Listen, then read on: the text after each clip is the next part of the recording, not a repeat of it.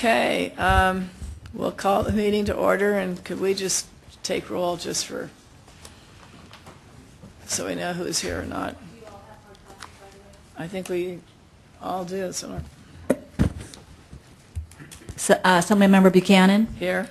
Assemblymember Hagman. Here. Esteban Almanza. Here. Kathleen Moore. Here. Cesar Diaz. Here. Okay, well,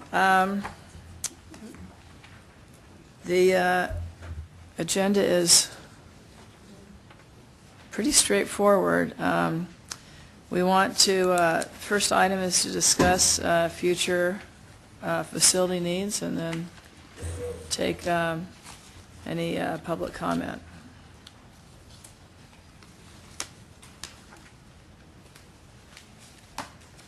Well, actually, I have this. Future. I guess I don't have the new one because I was looking at that thinking I didn't remember that, but yeah. Okay, now we'll move. First we're gonna take is additional member and public comments on topics that we've discussed to date, or any that we would like to include, and then secondly we're going to discuss the draft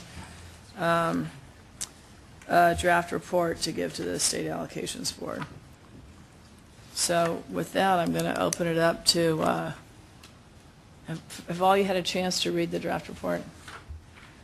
So I guess I'll open it up to public comment first. Is there any comment from the public on any items that, where you would like to see additional comment or concern? Any comments or questions from board members? We just... I know, if there was something we missed, we just wanted to be sure that we gave people one last opportunity to bring it up. So if there's not, then, okay, we'll move into the second part, and that is to actually review the proposed report.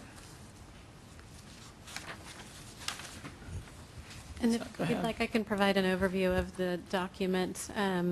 So the way the report was structured is we took basically the areas of concern that subcommittee members expressed, and then outlined a little bit of the discussion that's been happening, and then the proposed solution that the subcommittee came up with. And we broke it into the different areas of the program, starting with new construction on page 2, and then brought it down to the level of new construction eligibility. And what we heard from the subcommittee in that particular area were two areas of concern. The first being that baseline eligibility information needs to be reestablished because it's outdated. And the subcommittee recommended that all districts that all districts be required to reestablish the new construction baseline eligibility in order to participate in a new bond funding program. And then the second eligibility related issue that came up was that the current program model didn't allow for flexibility in designing certain types of learning areas. And that could be that the traditional 960 square foot classroom drove the funding, and maybe a school district wanted to build a larger area and carve it out into different sections. And what we heard as the solution for that was that the definition of a classroom be consistent across both the SFP regulations and the California Code of Regulations Title V, but that it also be flexible so that there could be some different types of classroom configurations designed. However, in that flexibility, that districts would need to be accountable for local decisions for the purposes of future funding requests, and that if something didn't work out, then the state would not need to come back in future years and pay to fix it. So those were the two areas of concern and solutions that we heard in the new construction eligibility section. Would you like me to stop at each section? Actually, why don't we finish up going through all of new construction, including portable classrooms and supplemental grants, okay. And then Great. We can maybe talk. So the next section relates to new construction funding, and it's on page 4, and it relates to the funding of portable classrooms. And let me note that there is a typo in the second line there. The area of concern is that new construction funds are being used to pay for portable classrooms that become eligible for modernization funding at 20 years versus 25 years, not 30, for stick-built construction, right. And that these classrooms often require replacement rather than modernization. And there was a lot of discussion over portable classrooms over the past meetings, but the And we heard several options for solving this problem, but the proposed solution that we heard was that the use of new construction grants for the purposes of constructing portable classrooms should be disallowed in a future program. And then also, there was a definition of portable classrooms in the education codes that did not include modular facilities, but the portable classrooms that are defined in the second paragraph on page 4 there. And then the next area of concern related to supplemental grants in the new construction program. And one thing that came up as a topic was that the program is complex. And one of the reasons that it is complex is that in addition to a base pupil grant formula, there are supplemental or add-on grants that are added to a new construction funding application. So the subcommittee did review the supplemental grants that were out there, and in an effort to streamline, looked at ways to try to combine some of these grants into the base grant amount. However, a lot of these grants didn't seem to fit into the base grant because they were specific to individual project or district circumstances. There was one category, or excuse me, 2 categories that did seem to align, and that's related to fire alarms and sprinklers, because those grants are required by law for most projects, and they are also provided to the majority of projects. So the subcommittee did recommend that those particular supplemental grants be included as part of the new construction base grant in the future. So let me just quickly sort of clarify, and thank staff for, I think, overall doing a very good job of trying to take months and months of discussion and information and consolidate it into a report that's fairly concise and I think readable. What we tried to do with the report, or what staff, when we talked about it, was really highlight those areas where we had clear consensus. You know, I'll give you an example using myself as, you know, when we talked about new construction eligibility, I pushed for having some type of bifurcation when you're building a whole new development, and clearly there was not consensus, or, you know, and so that's not included. And so we're trying to come up with those areas where we think that there is consensus, and if people want to talk about them more later, other areas, I mean, we're always going to have discussions in this committee, but so that's what we're trying to highlight in terms of. And then secondly, my own vision, and we can talk about this at the very end, is that when we update the State Allocations Board on the work we've done over the last year, that what we're really going to be asking them to do is accept the report. I mean, ultimately, the bond is going to be the product of the legislature and the executive branch, and we're not really writing the bond, but hopefully the collective wisdom, and certainly we've had no participation on the part of the Senate, and however the bond gets written is going to take the cooperation of both houses to do that. But, you know, hopefully with the collective wisdom and all we've done here, it will help provide direction and information for those who do work on the bond. So that's sort of where I see this, and of course we can talk more about it in terms of how we present it to the State Allocations Board after. But and we have a letter from Senator Weiland on some of his recommendations, which we can include in the report that goes to, I think we're pretty consistent with it overall, the report that goes to the entire board. But so with that, maybe we will, in each area here, we'll just have staff, as they did in new construction, present it. We comment, add, changes, whatever, so that hopefully, you know, the final report does reflect a consensus of all of us. Okay, go for it. Yeah. I agree with the consensus items. I just would offer that when we talk about portables, and the SFP currently provides new construction funding for the purchase and installation of portable classrooms, technically we provide funding, and districts may use new construction funds for portables. So we don't really see portables and provide money for them. We provide money, and some districts choose to use that on portables. And I think it is a distinction, so maybe offer that when we write up the final final version. I think that's well taken. Okay, are there any other comments on the new construction? Madam Chair, just to follow up on the Wyland letter, I think all those were on the same, pretty much the same path. Right. The CEQA streamlining, we haven't really talked much here. Yeah, I've been Right. trying for the last couple of years, trying to figure out how to bring some of those costs down. Is that something you would see in the report going out, or you see that as separate, or what would you think that would be? Well, we never got into a discussion on CEQA streamlining.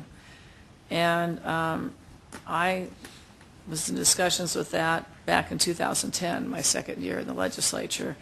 The governor and the legislature have been working on it for 2 years. And I think it's okay to provide his input to the full board, but since that wasn't part of our discussions, I think it would be difficult to include that. And maybe what we could say is maybe you and I and Senator Wyland can work on a bipartisan measure strictly focused on schools and see if it floats through the legislature on a separate track. well, yeah, I mean, I think we'll include that as comments, just like we have a whole binder full of information that we've talked about. Okay. You know, you got to decide in the bond what is part of it and what's not, so. That's why I said there's agreement on most of what he had in his letter. But since the letter has not been made, you know, it came to us and we haven't put it in any kind of public agenda, not that it's not a public letter, I hesitated to include it here. But are there any other comments on the new construction? Are there any comments from the public on what we have here for new construction? Okay, then let's move on to modernization. Okay. Page 6, the first area of concern for modernization was to do with modernization eligibility, and it related to how the eligibility is determined. Right now in the program, eligibility is determined by the age of the buildings and the current enrollment of the site, as opposed to the capacity of the classrooms. And the subcommittee had some discussions on many topics of modernization eligibility, but one of the areas that there was concern about was that if you're modernizing classrooms based on the enrollment as opposed to the capacity, then there may be a problem because it's not as efficient to modernize a portion of a campus when the entire site may be of age. So there are fluctuations in enrollment, such as the example we have here is that a special day class could have 10 students one year and 15 students the next. And depending on what year a school district pins down that eligibility, you may not have as many students that the classroom was built for. So the concern was that the facilities still need modernization despite the number of students that are in there. However, the discussion also covered the point that there may be school districts that are operating multiple facilities at less than full capacity that should be looking at consolidating the school sites. So as a result of this discussion, the subcommittee members suggested that modernization eligibility should generally be calculated based on the capacity of the facilities that are of modernization age, but that there should be some threshold amount that these sites have to reach as far as the enrollment levels. And there wasn't an exact percentage that was thrown out there, but the ideas that came up were that that threshold should be somewhere around 80 to 90% of the original capacity. And then the second topic that came up in modernization eligibility is on page 7, and it is similar to the concept under new construction, but it's that the eligibility information, the baseline eligibility information for modernization may be outdated or not available, and that the subcommittee wanted to consider looking at whether or not that should be updated. And the proposed solution was that all districts should be required to reestablish the modernization eligibility baseline at each site in order to be eligible for funding under a new bond. Under modernization funding, page 8, this relates to portable classrooms, and it was the area of concern is that we are using long-term money, 30-year money, to modernize portable classrooms that become eligible for modernization at 20 years of age, and they may not even have a 20 to 25-year lifespan. So under the current program, districts can use the modernization funds to do that. The subcommittee members discussed whether or not these funds were appropriate for using to modernize portables, and there were concerns that whether or not a portable can even truly be modernized. Also, the concern that the funds were being spent and that it wasn't going to, the useful life of the building wasn't going to last the length of time that we pay the debt service on it. So as a result, the subcommittee members wanted to incentivize the replacement of the existing portable classroom inventory by limiting modernization grant funding that's generated by portable buildings to be used solely for the replacement of portable classrooms with permanent construction. And in doing this, the subcommittee also wanted to make sure that if that was the approach, that the funding provided for this purpose would be equal to that of new construction dollars. And then the final area of concern under modernization was funding related to supplemental grants. And this topic was similar to that of new construction in that the program is complex because modernization also has the add-on grants. However, like new construction, there was an issue that many of these grants are project or district specific, so they don't neatly collapse into the base grant. But there is a fire alarm grant that's provided to modernization projects. And similar with new construction, most projects receive this grant, and it is required by law. So subcommittee members recommended combining this grant into the base grant amount. Any questions or comments? Yep. Madam Chair, we discussed a little bit, and I'm not sure how to put this in there, but with the new local controlling funding, and we don't have any kind of, from the legislative budgetary standpoint, say in what kind of maintenance levels, but we did talk about having some criteria to keep certain kind of efforts, ability, and I think as we go forward, especially with modernization, there should be some kind of effort level criteria in there to part of the qualification process. I don't know how to define that, but those who take care of their buildings versus, you know, not just age, but we look at the quality of buildings when it has all the right things in there and all the rest of it, but I think there has to be some kind of minimal level of upkeep needed as well. But how do you define that? So would that be a requirement to participate in the program or just to get modernization dollars? With new construction, you don't have that issue because you're buying new, so it'd strictly be modernization, I would think. I don't know if you would disqualify yourself from not maintaining buildings to build a new building under new construction, new site, but under modernization, that is taking your old inventory and upgrading it, and you know, those who take care of their stuff should be rewarded for those who haven't over the years too. I don't see it as much as an issue in the next 5 years, but from 10 years down the line or something like that, if our bond lasts that long.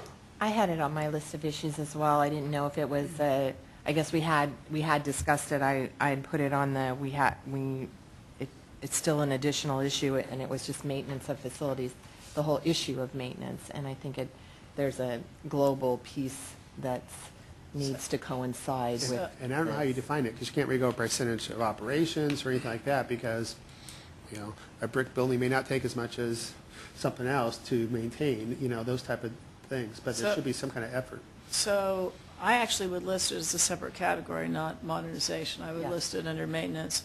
And wasn't there a requirement in the past to spend a certain percentage to be able to participate in the program? There has been, Madam Chair. Right. Over the years, it's been reduced. In fact, I think that it's not a requirement anymore, if I recall correctly. Mm-hmm. So we could add another category of maintenance with considering, I don't know what the right dollar number is, but we could consider, not under modernization, I would list it as a separate item in terms of. But would that be for qualifying under any program in an SAB or strictly for modernization? Well, it was to participate in the program before, you had to commit a certain percentage of the budget to maintenance. Now, I don't know what well, actually, we don't know what the right numbers are for some of these, but it's something that, you know. But just my thoughts are, if I'm a school district that has not maintained it, maybe, for example, I shut down a school. It hasn't been used for 10, 15 years, but my population is migrating to one of my other cities. I may have a need to build a new facility, but not utilize their maintenance, the one that I shut down 5 years ago, and I know I'm going to shut down 5 years before that. So I don't want to disqualify necessarily someone from a new construction program, so I don't know what the right answer is, but you know what I'm saying. Bill, the prior requirement is what percentage of the budget had to go? 3% of the- 3% of the budget had to go to Originally, maintenance. it's now and it- down to 1% or 0%. Right, and it was not, even the 3%, I don't think was a terribly high threshold. So it was 3% of your budget. If you're growing and you need to build a new school, then you've got new students and your revenue limit or whatever dollars are going to increase. So it's 3% of whatever your budget is. The question I would ask you, just kind of being devil's advocate, is that if you're not providing the 1%, 3%, whatever it is you agree to now, why are you going to get dollars to build new if you're not going to maintain that facility? No, the only either? thing I can think of, if you have a large district, large Right. geographical area, is the population shift, where my inner area, it's aged out, where I don't have the capacity. But even if you have a school that you're not using, okay, you're still only, it's not requiring you to spend 3% on each school. It's requiring you for you to 3%, spend okay. a percentage of your And budget since we took overall that on your. out of the budget, this is not a categorical no more, Right. how do we, basically by us putting that in there, they have to spend it annually, it becomes a categorical again. And, No, it's not a categorical. well, it doesn't mean you have to spend it by It wasn't a definition. categorical before. Oh, was it? It was just a level Just maintenance, certain okay. line items. And does it have to be every year? So if you miss one out of 10 years, you spent No, 2.5%, it was- 2.5%? It was now you're every year, and disqualified. I don't know if the governor signs it or whatever, but it was a requirement that you spend 1% on maintenance, 3% on maintenance. Is it even included? No. There's considerable concern. So what was happening in the school districts over all these years that this requirement was reduced from 3% to what, 0 now? Yeah, because of our budget cuts, so the operations, we gave them a few years of pass. But that was only done when we hit the financial crisis, right, 2008 or whenever it was. So it hasn't been happening for over a long period of time. It was happening when we cut schools 22%, and we were trying to help them just maintain their basic program and give them more flexibility. That's when the requirement changed. I'm not sure the right answer. I think there should be something in there. I just hate spending 30-year bond money if no one's going to maintain it. Maybe we can get back to you with something for the January meeting and work with the staff and take a look at what, it's a pretty complicated area now with the LCFF requirements phasing out the maintenance requirement and work with Maybe we staff. could have something kind of general Yeah. that just says that we believe that we need to consider And if you say including some type of maintenance requirement to participate in the program. You could give a little history of, before what the requirements are and indicate, just like you did on the eligibility issue with students versus capacity or whatever, that the board does not have, there's not consensus on exactly what the right percentage should be. But I'm also thinking, as you said, that even if we went to like 3% of the budget, It's not. what happens if I spend all the 3% on one campus, and I let the other 3 campuses go to complete this array? I'm at bonding capacity, so I can't bond it more. Now I say you can build a new campus. Well- Is it on each building, each site, each budget? You see what I'm saying? Before it was a budget requirement, and it's 3% is probably not enough. I don't think so. But at the same time, when you're 49th in the nation, $3,500 below the national average, it's hard to say cut programs beyond that. But I would kind of, again, be devil's advocate with you.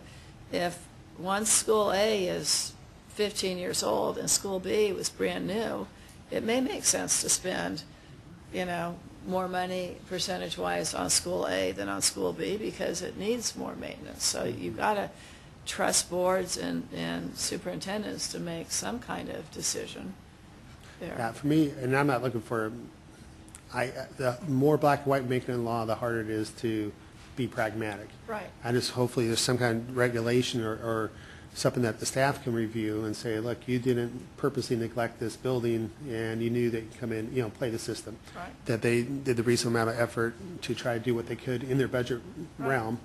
And that should be fairly standardized, as far as one school district versus the other. They should have some effort put in there, especially, and I'm more interested in the buildings we're spending money on more than their assets that we're not spending money on. Because we have a fiscal duty to the taxpayers in the state to spend their money wisely, and hopefully we're getting 30 years of use out of the money we're spending on their bonds. If they're not asking for money on building A for rehabilitation or modernization or for new construction, if they want to let building A go down, okay, just don't come back to building A later. You see what I'm saying? It's more of the fiscal side for me. So maybe you can work with staff. I mean, I think what the consensus we have here is we want to add Something there. something on maintenance, and we want it to be not part of a specific area we've talked about here, but as another item. And I think there's consensus that there should be some requirement that we don't know what the percentages are, and maybe in the verbal description part, you can highlight some of the main points here, and Kurt, maybe you can work with them on that. Does that work? Yeah. And I just have one small area, and I know I looked at this before, but I want to be sure on the modernization with the portables that we're clear that we're not giving modernization grants and new construction grants, that, you know, that we're not providing modernization dollars, but that we are giving them the ability to apply for new construction dollars to replace the portables. So I think we all understand that, and I didn't catch it the first time, so. Are there any other comments? I did. I had a couple. Okay. And just mostly clarity. Okay. On the proposed solution for modernization baseline eligibility, I just wanted to clarify, that's baseline eligibility for modernization projects, not all schools, right? Like we normally, you submit it on a site-by-site basis, or are you talking about a baseline on all schools around modernization? That's my question. The way it's written would assume the same process that we have now, which is that schools establish on a site-by-site basis. So if you have a school site that's established, that it would need to be reestablished. We couldn't just use the old baseline eligibility. Not that you would have to go out on day one and establish mod eligibility on all of your sites in order to qualify for any of them. But that's coming from how we heard it in a technical aspect. So if you envision something else, we could certainly modify that. That's how I thought of it, but I just want to be clear because others might think, oh, we're going to do it completely on all sites. Okay. And if you have language you think is more clarifying, like you can. Okay, I'll Because look we- at that.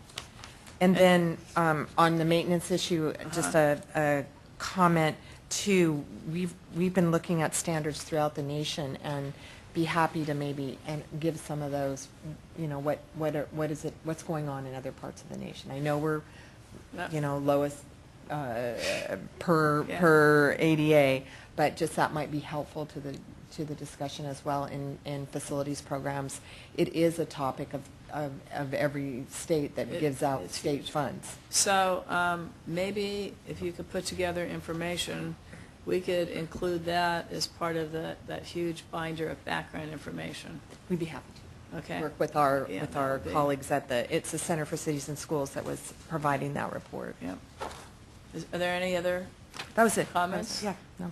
Any comments from the public on the modernization section? All righty. Move on to consolidating special programs. So the special programs, the general theme of the conversation related to streamlining, and the area of concern was that the SFP has multiple special programs, and that having those programs may be of value, but there was a concern with the unused bond authority becoming trapped if one program was not being used as much. And right now the special programs have separate allocations of bond authority, and also having the special programs adds complexity to the SFP. So where the discussion centered was, well, it actually went several different directions, but there were a lot of discussions on how to move the authority if there was not a need for it in one program, but perhaps there was a need somewhere else. Right now, if it has separate bond authority allocation, then it requires a 2/3 vote by the legislature. And the subcommittee members discussed whether or not the State Allocation Board, could have some flexibility in making that determination. And the proposed solutions are broken down into a couple different areas, basically by the special program. And the first solution is that there should be separate allocations of bond authority, separate and apart from the new construction and modernization pots of authority, for Career Technical Education Facilities Program, the Joint Use Program, and the High Performance Incentive Grant Program, with the stipulation that after a certain period of time, the board could vote to transfer the authority elsewhere under the school facility program. Now, going along with that, the second solution was that funding for the seismic mitigation projects should not be a separate source of bond authority. It should be under the new construction or modernization authority. And then the third, on page 11, is that the charter school facilities program should continue as a separate special program with its own bond authority allocation, with no option for the State Allocation Board to transfer this authority to other programs.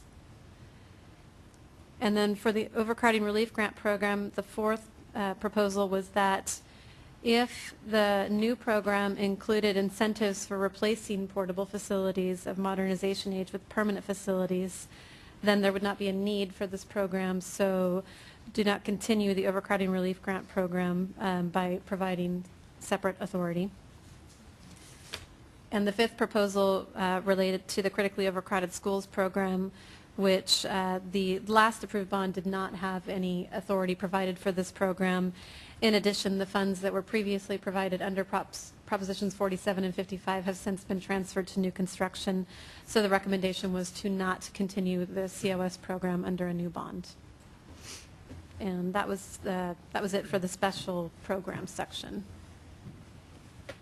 Go ahead. Okay.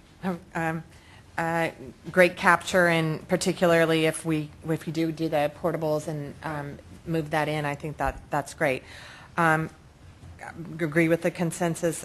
One point I would make, however, is on high performance incentive grants.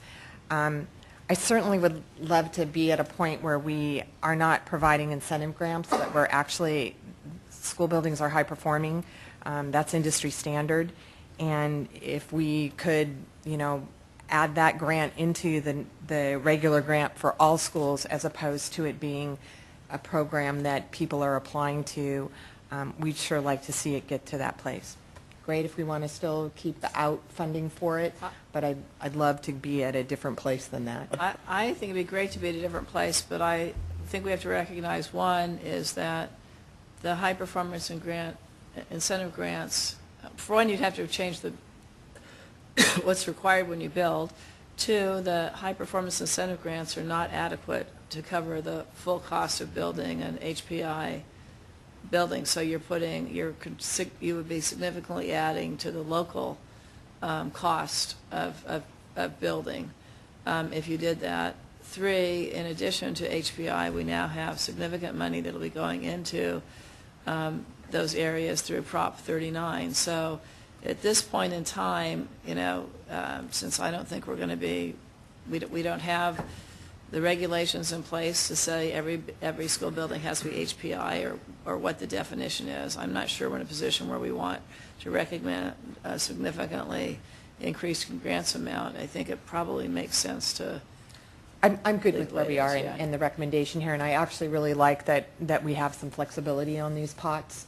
Should we not guess right about need and such? I think the that's legislature and everybody agrees that we want to keep all those pots, but we believe if it does move forward as part of a new program, it should be separate. But just looking into the future, I'm just expressing where I'd like to see us be. Okay. Any public comments in this section? So we'll move on to the inventory section. So the next section on the inventory, the... oh, did you have a comment? Oh, did I miss you? No? Okay. All right. So on the inventory, the basic area of concern was that California does not have a statewide inventory that tracks the number of schools and classrooms that are available for use. And the proposed solution was that an inventory database should be established. And then in the item, we've listed the areas that should be considered as part of that inventory based on the previous discussion that the subcommittee had. Any questions or comments? Questions or comments from anyone in the audience? Okay, we'll move on. Oh, you did. Sorry, Go a ahead. quick It's comment. okay. It's a good one, in that on the list, of school site information, I'd just like to note that the CDS code actually can populate items 1 through 6 and 10 automatically. So if you look at, then there's only 4 other items that are not populated automatically at the CDS code level. Just a comment. All righty, financial hardship program.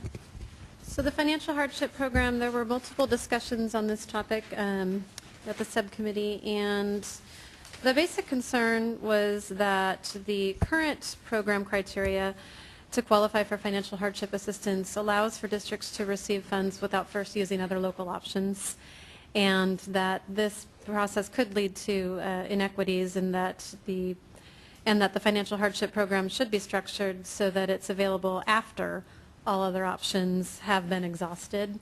And the subcommittee had a good discussion on how to accomplish this. Now, the discussion centered on multiple methods of qualifying criteria for the program, including the level of bonded indebtedness, the Prop 39 bonds that need to be passed, the amount of bonding capacity in the district, and then the category of other evidence. And in general, the subcommittee members expressed a feeling that there would always be a need for this program, but that perhaps the qualification process needs to be updated. And among other concerns, one of the things that was noted was that the threshold for the level of bonded indebtedness may need to be raised. Right now it's at 60%, and it was suggested that that be raised to the level of 100%. And then also, but when doing so, there was a discussion that there should also be a reasonableness factor that's applied to any effort to increase that level of bonded indebtedness past the 60%, because there may be issues where a district is not at 100%, but they're at 98 or 99, and it might not be practical to go out for a bond for $100,000.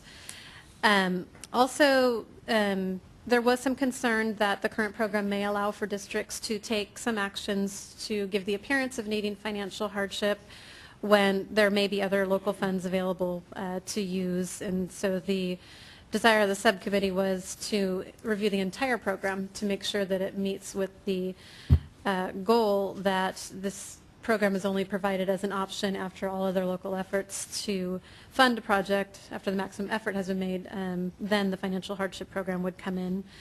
So the proposed solutions to ensure that the future program is truly a program of those districts that have exhausted their options would include reviewing the requirements of the program to ensure that all other options have been exhausted, and also consider changing the qualifying criteria by increasing the level of bonded indebtedness to 100%, in keeping in mind that there should also be a reasonableness factor in that, making sure that it makes sense to go to 100%.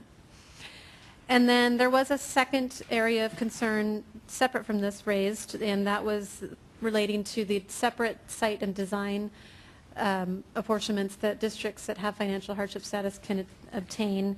And these apportionments are made in advance of a full construction project coming forward to the State Allocation Board. And there were concerns that sometimes districts receive this planning or site acquisition funding, and then at the end of the day, the project doesn't come forward. There's no school built. And then also the added concern that sometimes if site money is provided, that the site is sold, and that currently, with the exception of recent legislation, that the district keeps all the proceeds, including the SFP funds. So for this area, the subcommittee proposed that the requirements of the financial hardship program be reviewed to ensure that projects move forward to construction and completion. And that was it for the specific to the financial hardship section, there was a separate COE section, but. Go ahead. First, I will say I was not here during the hardship discussion, so your consensus, I'm sure, is accurately reflected. The only piece I would say is I would not be in consensus about projects that receive funds move forward to construction and completion, because I think that we've always had a tolerable period or tolerable piece of this program, that there are times when projects don't move forward. We just moved a bunch of charter school funding for rescinded charter projects forward to other projects. So I think it's a little inequitable to say this program, all projects must move forward, and frankly, it's not practical. Projects drop off here and there. So I think that's problematic for me. I don't think the intent was to say, I'll be honest with you, because I'm this one that brought this up, and it came up back when we were reducing a project to cost for Orange County Office of Education. And I asked, well, how many projects? And they had 15 planning grants and at the time had brought 3 to construction, and they told me, well, there might be as many as 4 more. And I don't think financial hardship should be there to substitute for districts or county offices, basically facility departments, and the kind of work that they should be doing. So I fully recognize and don't have a problem with the fact that there are going to be some projects you go through the planning and they do get reduced to cost for a number of reasons. But there also should be some way, and I don't know what the answer is, some way of ensuring that districts or county offices of education are assuming some responsibility and have some risk here, and we don't have a situation where there's no downside whatsoever into getting as many planning grants as you want, because you can reduce them to cost and you don't have to perform on it. So I don't know where the soft spot is there in terms of it, but that's the intent. And if we can, maybe we can come up with some better. Yeah, if we could work on that, because I appreciate your perspective or your concern there. I think that's a valid concern. I just think that we've always had reduced to costs incurred in this program, and I think it's impractical to think that all projects are going to perfect. So we need to do all we can to make sure that when we hand out that money, sure, it's for I don't want to say there's honest versus not honest or dishonest. I mean, we have to do. Because, like I said, districts all the time, districts have to pay for facilities people, whether you're a big district or a little district, and we want to be sure that those planning grants are justified, and we're doing all we can on this side to make sure that it's done in a thoughtful way, so there's a high probability that they will lead to construction and not just be a way of paying for your facility staff. Open to how we could kind of achieve that. So, yeah. And then my other comment, again, not having been here, is that I just want to ensure that financial hardship projects, true financial hardship projects, are funding complete schools, and that we don't have the haves and the have-nots in this program. If you're financial hardship, that you're able to build a library, you're able to build a science lab, you're able to build a kitchen, you're able to build a multipurpose room. So we tussled with not a school that didn't get to build a library, and I know there was circumstances around that, but I just think that we need, if we're having financial hardship, that financial hardship has the same capacity to build schools. Well, I think you're really talking about grant adequacy there, so. Well, as we look at I know. we look at that, but we've had some of those projects come forward that didn't have those facilities, and or they went to portable construction in order to just make the.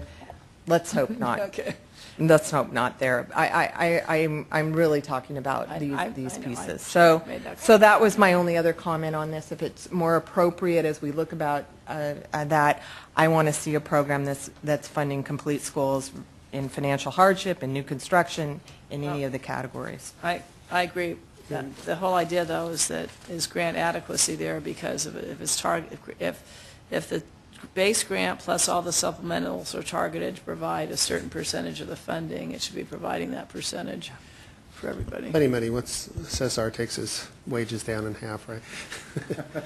No, one of the things we did talk about. Exactly, here we go. One of the things we did talk about, and I'm sure it's intended in this language, but I just want to put it out there, was one of the things we want to look at, make sure districts don't obligate their bonds towards something else and say, I got no bond power left, but don't end up following through with their obligations. It's a way to kind of hide the ball, so to speak, so they could get the other facilities they needed or wanted on top of what we give them under financial hardship. So staff confident that we did enough with that, so you guys could look under the rocks and see that we don't want a district to spend all this money on the extra stuff and then say, now I'm broke, I'm building the basic facilities and those type of things. So you think with this report, I mean, with your recommendations, you could take a look at the entire assets of it and make sure historical perspective on their bonds and such. I think the goal was just to say we need to explore more. I mean, this is kind of just setting some of the groundwork, and we would need to explore more in some of these areas before we can come up with some. Awesome. Thanks. Yeah. Is there any public comment on this? Okay, so we'll You guys move are quiet out there today. What's up? That's right. County Offices of Education. County Office of Education, there were two areas of concern identified by subcommittee members on this topic. And the first was that districts have an overall obligation to house the students that may be served in programs that the COE is responsible for. However, the current structure of the program doesn't provide mechanisms so that districts take financial responsibility, and that this can lead to a lack of coordination between districts and county offices, and that this lack of coordination can also result in the special needs students not being housed in the least restrictive environment possible. And there was some discussion around how best to provide facilities under the SFP for these students, and some thoughts that came out about sharing the financial responsibility between districts and county offices. However, it was noted that under the program right now there's no incentive to do so. And then there was concern to make sure that districts were complying with the laws related to housing those kids in the least restrictive environment possible, and complying with those laws. So the recommendations that came forward on these topics included that a future bond program should include policy which requires full coordination between school districts and COEs in developing a facilities plan that will meet the requirements of the students, the special needs students, and that it would include integrating these students into the campuses in the least restrictive environment possible. And then also the recommendation was that for those programs where both districts and COEs have a responsibility for the students, future bond programs should incorporate requirements that districts who are members of a multi-district SELPA have the same level of, same obligation as a single district SELPA to provide their matching share for the facilities funding for the students that they are responsible for, even if the educational program is being provided by the county office. And then the second area of concern relates to the loading standards of the classrooms, and it was noted that the current program uses the same loading standards for community day students as any other type of K-12 students. However, at the COE level, the COEs are loading these classrooms with fewer students in order to deliver the educational program, and there are unique needs for the student population. And there was discussion that there are unique needs, and that a new program should take into account that the loading standard may need to be adjusted. So the solution, the proposed solution, was that the loading standards for community day school classrooms should be more closely aligned with how things are actually being done by COEs right now. And those were the two areas for COEs. Any comments? No? Yes? Well, now's the time. I have a comment. Again, I think this was during the time I was not here, but I was curious if there was any discussion of loading standards for continuation high schools as well. They are not loaded at 25 and 27 typically, and I'm just curious why that wasn't in the mix. It should They're be, not ready. it should be in there. We probably should modify that to say community or How many- continuation of How many communities. continuation high schools are owned by counties versus the district? I don't have the exact figure, although in our district we ran our own, I obviously. would just postulate this for the entire program. Right. I think it's a miss that we have in the program where we're loading continuation high school students, and at the same time they're getting that amount of per grant, so it provides for the funding costs. You'd have to adjust the funding costs Well- proportionately as well. So would you be satisfied with our staff taking a look? I agree with you. If we load continuation high schools at a rate other than the classroom loading rate for new construction, then I think it should be adjusted. But can we ask staff to include that at the appropriate place? Because I don't know, but even when we were part of a multi-district SELPA, we had our own continuation high school, so I'm not sure that belongs, the county. You were Okay. dealing with the alternative programs, and some school districts have the alternative programs, but probably not the reverse on continuation, you're right. Right. So, yes, if we could, I do think we've been down that path before, and the only piece of it that I know that is important is that proportionate share of cost also has to be looked at, so that we're not setting up continuation high school students and loading to not receive adequate funding to build schools for them. Are there any other comments, any public comment on this section? Can I clarify that you would like that as a consensus item in the relevant section of the item? In the relevant section. So Okay. I would say, my guess is, but I could be wrong, that's why you need to take a look at this. Probably under new construction eligibility, we review all the loading standards compared to ed code or whatever. I mean, I think, Great, thank you. okay. Future school facilities needs. So the future school facilities needs, that's our most recent topic that we just discussed at the subcommittee a couple weeks ago. And the subcommittee heard a report on the remaining eligibility that's been established in the school facility program, and also heard a report from the assistant executive officer projecting the need for a future bonds. And the area of concern or the question was, what are the future new construction and modernization funding needs? And there was not a consensus that was reached on a particular amount of funding needed for a future bond.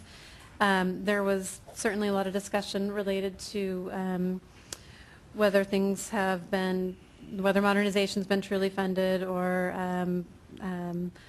what level things should be funded at for, like, charter school facilities, joint use, things like that. So there was a lot of discussion about things, and there was a desire, it was restated that there should be an inventory system in place. And ultimately, we've summarized the discussion and the main points that we heard from the last meeting, but there is no proposed solution here because we did not hear a consensus. But we'd be happy to adjust that if that was different. Do you have any comments? Would all of you be comfortable if we added, I think there is consensus that there is a need for a bond, that, that there are this, what? Near consensus. Well, we kind of covered you in the beginning, but I think because I think there's consensus that we have that there will be demand for dollars for new construction and modernization and other programs, whether those dollars are provided through local funds or state funds, and that I think there's consensus for most of us that there is a need for a bond. What we don't have agreement on is what the exact bond amount should be, or how the bond should be structured. Is there? You definitely have consensus from us. Are you comfortable? Yeah, I would take a step further, too. I think there is consensus on a floor of what that immediate need, next 10 years or 15 years, whatever it may Right. look like. And I think that floor is 6 and 6 roughly, Whether or not that's pragmatic or practical to get out, that's a whole other question. Right.